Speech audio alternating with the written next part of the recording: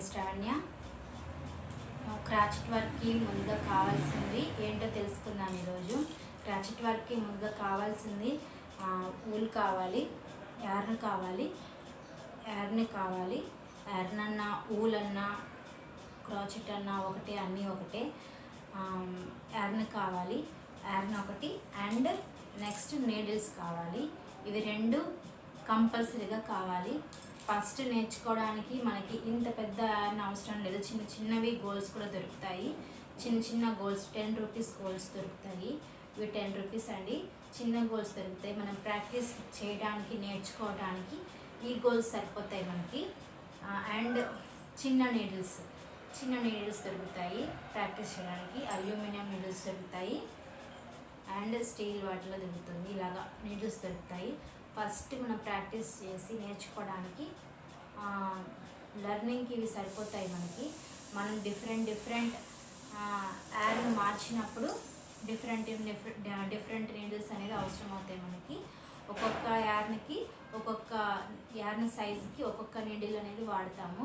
ఇదిగోండి పెద్దది ఇది చూసారా, ఇది 10 mm అంటే 10.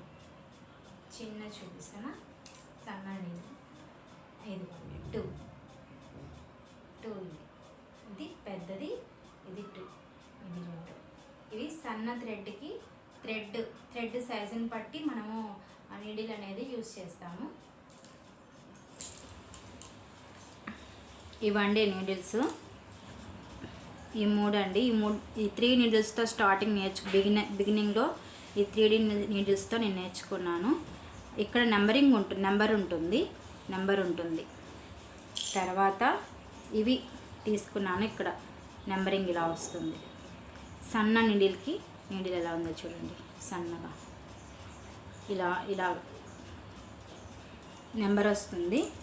ఇవన్నీ 2.0.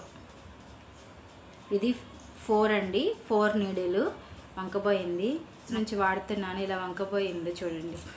ఇవి నెంబర్స్ వస్తాయి. ఇక్కడ 9 నెంబర్, ఇది 10, 7.5 ఇలాగా నెంబర్స్ వస్తాయి. నెంబరింగ్ ఉంటుంది. ఈ థ్రెడ్స్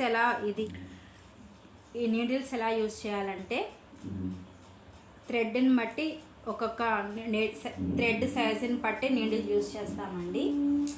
ఇవి మనము ప్రాజెక్ట్కి యూజ్ చేసేటప్పుడు యూజ్ చేస్తాం. నాట్ కోసము, మనకి గుర్తు కోసము మనము ఇవి యూజ్ చేస్తాము.